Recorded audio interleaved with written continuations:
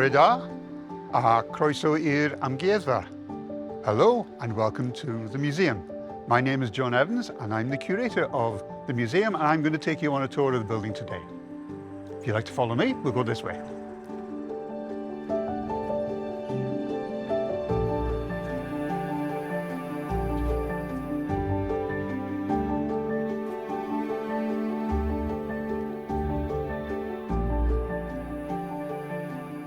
So here we are at the back of the museum now, and in 1839, when the building was built, this would be known as Grapes Court.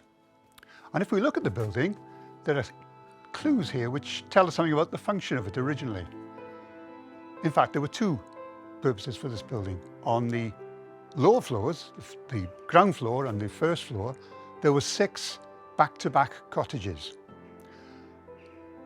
And above, on the top 2 floors, as you can see, much larger windows there to let in as much light as possible. These were the 2 factory floors where hand looms were stationed, where the flannel was made.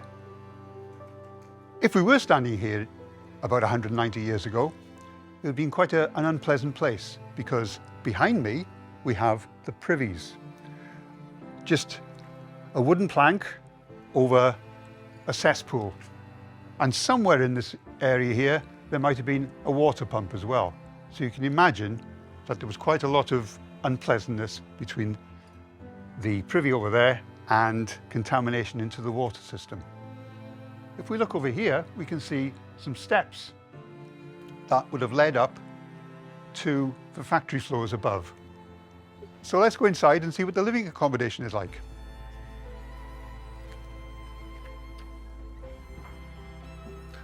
Back in 1840, this would be number 6 Commercial Street. I want you to imagine this door didn't exist. It would have been a solid brick wall. This door didn't exist either. That would have been a solid brick wall. And I'm actually standing in the one single living space of a weaver family. And we think that probably at that time, there might have been 50 people living in this entire building, situated in the 6 cottages. In this ground floor room, we try to explain why Newtown grew suddenly at the beginning of the 19th century. In about 1800, Newtown had a population of roughly 1,500. But within 50 years, that population had risen to over 7,500. We have maps over here which tell the story of that transition. This map doesn't look very much. There's big blank space here. And that is where Penagloddfa is now. Penagloddfa is where the museum is situated. Here we have the River Severn, and beyond the River Severn is the town of Newtown. But in 1806, when this map was made, there was very little here, only open fields. Yet, by 1841, when this map was made, the familiar street pattern of Penagloddfa can be seen. We've got Commercial Street running along here. We've got Bryn Street going up there. We've got Crescent Street going straight across into town here. And just here, we have our museum building, which was built in around about 1830. We have a model of the museum here, showing it as it was in about 1840. As you can see, on the lower floors, we've got the living accommodation. And then above, on the 2 upper floors, are the factory floors or the handloom floors.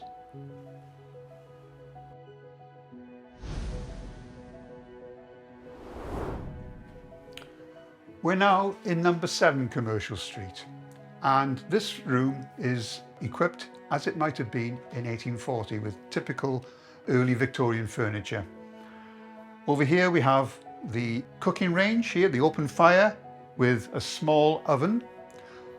Over here, we've got some items of food preparation and some vegetables. The vegetables indicate that probably most of the weavers' food came from the allotments which were situated on the hills above Penagloddfa. Their diet would have been supplemented with possibly a little meat, probably pork, because we do know that the weavers did keep pigs in their allotments. And over here we have a bench, a typical bench, And probably the most important thing to say about this is that it's a lot smaller than the furniture we get in our homes today, indicating perhaps that people at that time were a lot smaller than they are today. Very little obesity around, I think. And then finally, the most important piece of furniture of all was the great wheel. And this was where a lot of the yarn for the weavers was spun on machines like this, even though we do know that there were much larger machines in operation on the mills on the river. We'll now go and see what it looked like upstairs. This is the only bedroom of number 7 Commercial Street. So everybody in the house would have slept in this room, perhaps as many as 8 people. The lucky ones would have slept in the bed. The baby, obviously, or babies would have slept in the cot. And there would probably have been more mattresses just spread out on the floor for the unlucky ones. Possibly they were sleeping in shifts, depending on how busy it was during the working year. The bedding itself, typical probably of the period, everything homemade. This is a patchwork quilt from about the 1890s, and it's made up of little pieces of flannel, which obviously the workers were working on, and it was stitched together to form a little bit of warmth. Talking of warmth, there is a fireplace in here. We don't know how often it might have been used, but if you were lucky enough to be able to afford the coal or the wood, then the room would have been quite warm in the winter, possibly too warm with so many bodies in here.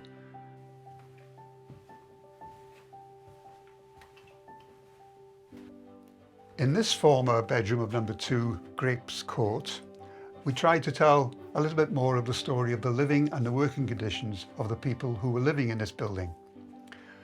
We've already mentioned the fact that people were cramped together, that outside in the court there was insanitary conditions caused by the pollution of the privy and the drinking water, and this, not surprisingly, led to lots of diseases in the town.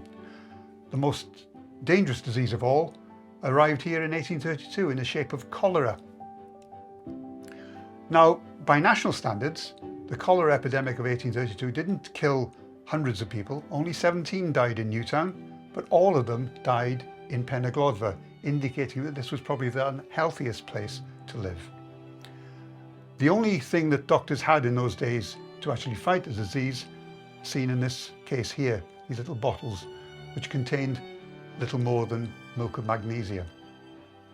The other unfortunate thing about living in Newtown at the time was child labour.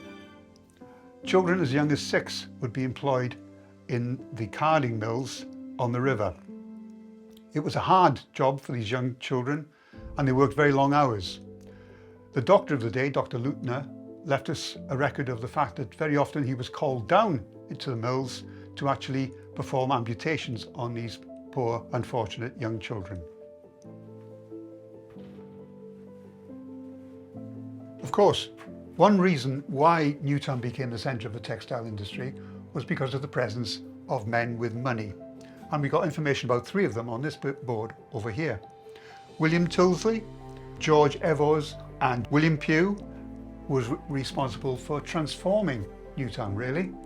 The buildings that we see today are mainly the product of their time here. The old half-timbered buildings of Newtown were torn down to be replaced by red brick ones. William Pugh did much to bring the canal to Newtown. So basically, in a very short time, again, it just illustrates the fact that Newtown changed rapidly. By the time that this painting was completed in 1878, Newtown had changed yet again. The days of the handloom weavers was coming to an end, because by that time steam power had arrived in the town. And this painting here shows the Victorian idea of progress in action. It may appear to be a pastoral scene with cattle grazing in the foreground, but in the town itself there's much evidence of the presence of industry there. We have the Severn Valley textile mill over here, we have the Cambrian mill here, we have the Cymric mill over here, and in the background we can see the chimneys of other older handloom factories which have been converted into steam power. We've also had the arrival of the steam locomotive itself with Newtown Station, and above all else, in the very same year that this painting was completed, Pryce Jones was building his Royal Welsh warehouse.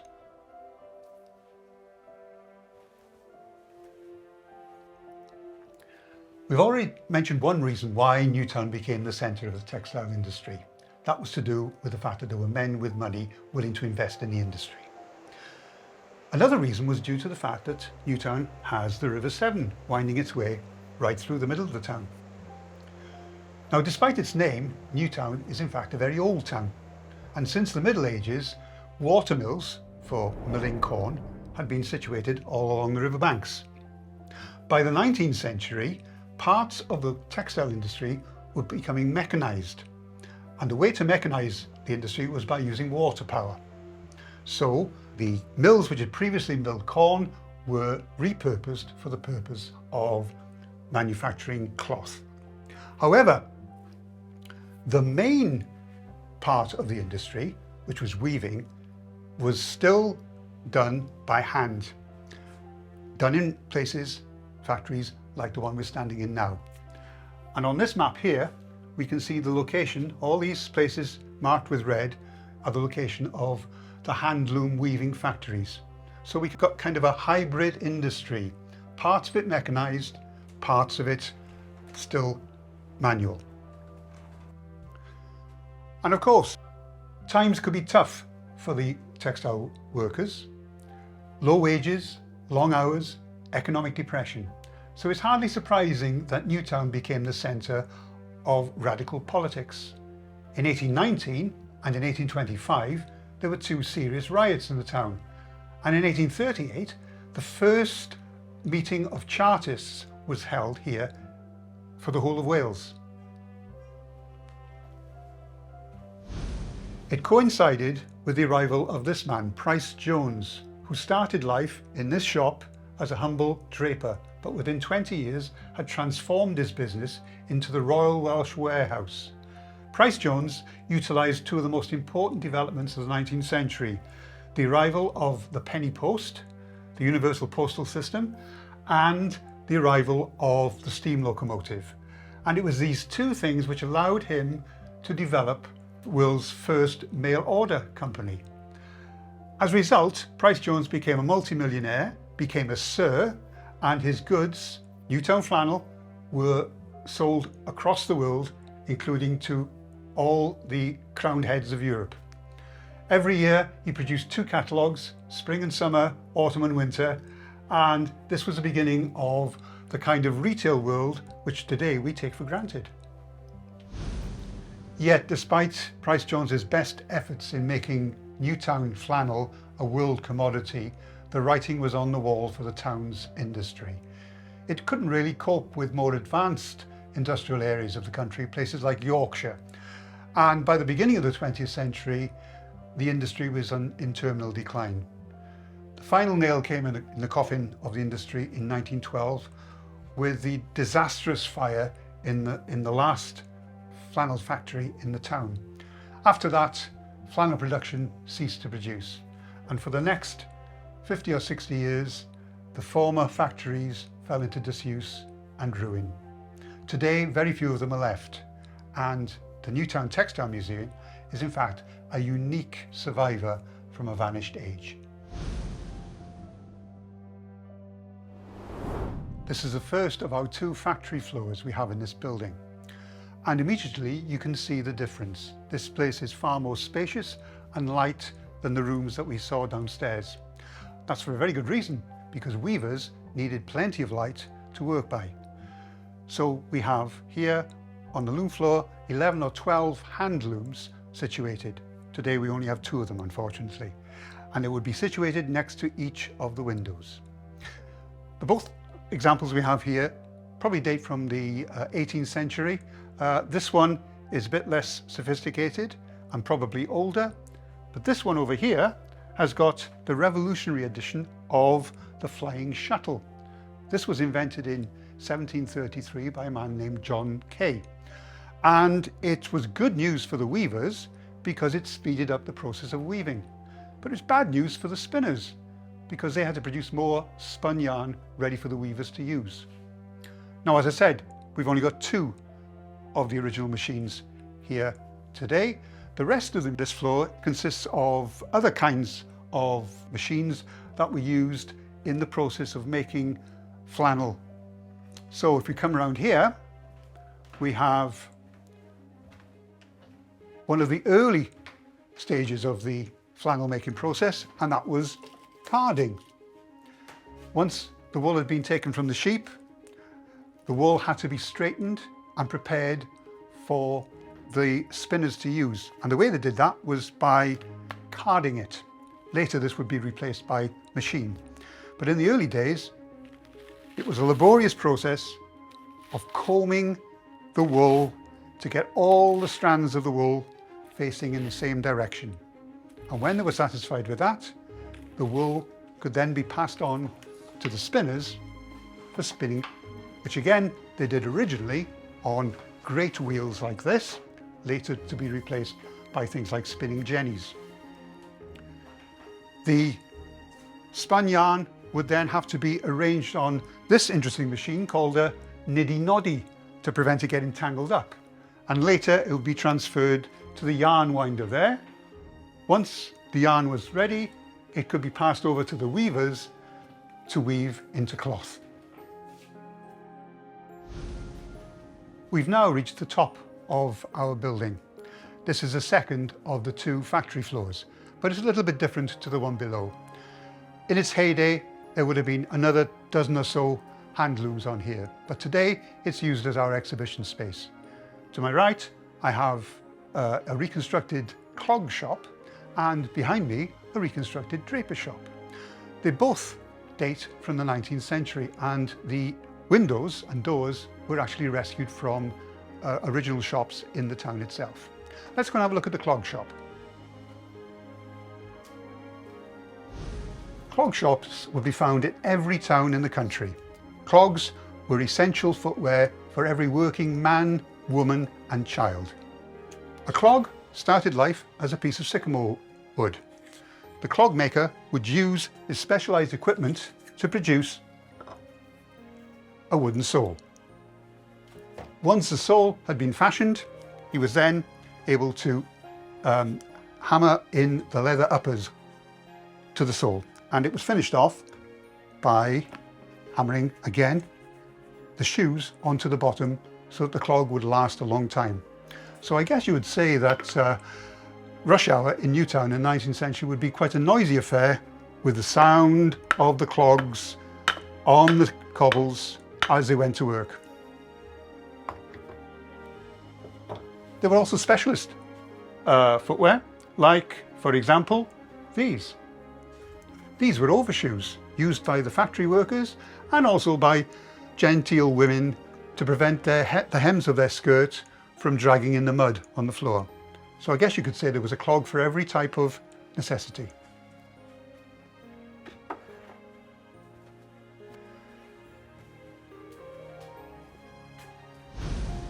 Drapers were also an essential shop in any town.